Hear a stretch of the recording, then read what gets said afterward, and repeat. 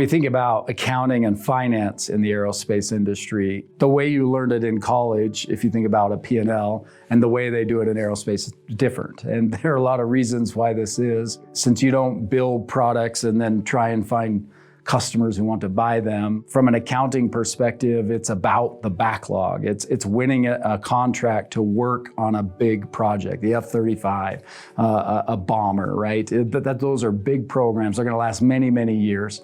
And you bid and work hard to win it. And then that sort of becomes what they call backlog. Backlog is basically a future set of revenue or sales that they'll achieve in the program. And then it sort of moves through stages. Backlog is sort of the beginning.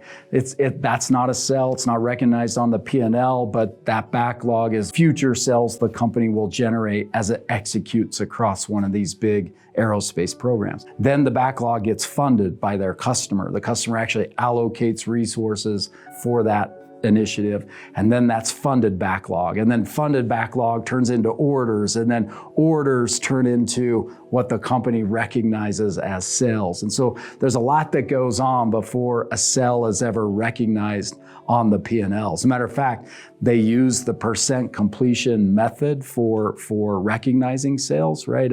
These aerospace products are expensive, they're difficult to build, they take a long time, they cost a lot of money, and these organizations recognize the revenue as a percent of the completion. When it's 20% completed, they recognize some of the sell of that aerospace product, whatever it is. So metrics, they look at profitability. They might call it a return on sales or something like that, or some sort of a profit margin perspective. Somebody says return on sales.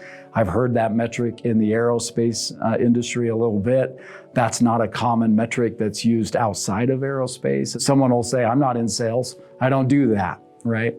A return on sales concept is a profit concept, and it's focused on the return for the sales the company generates. What did we get from that? And all of us contribute to that through our own individual choices, decisions, and behavior. So whatever that metric is in your business, figure it out. Make sure you understand the levers that are available to you, and then actively pull on those levers in order to generate the best outcomes possible. My advice would be to really figure out what's important to your company, what it is they're trying to accomplish, how do they talk about and think about these principles, and then as a leader, try to think about how you could create as much value as possible. You could do that by listening to an earnings call, listening to the way the executives or a functional leader talk about the business, get clarity on the metrics so that they could align to create as much value as possible.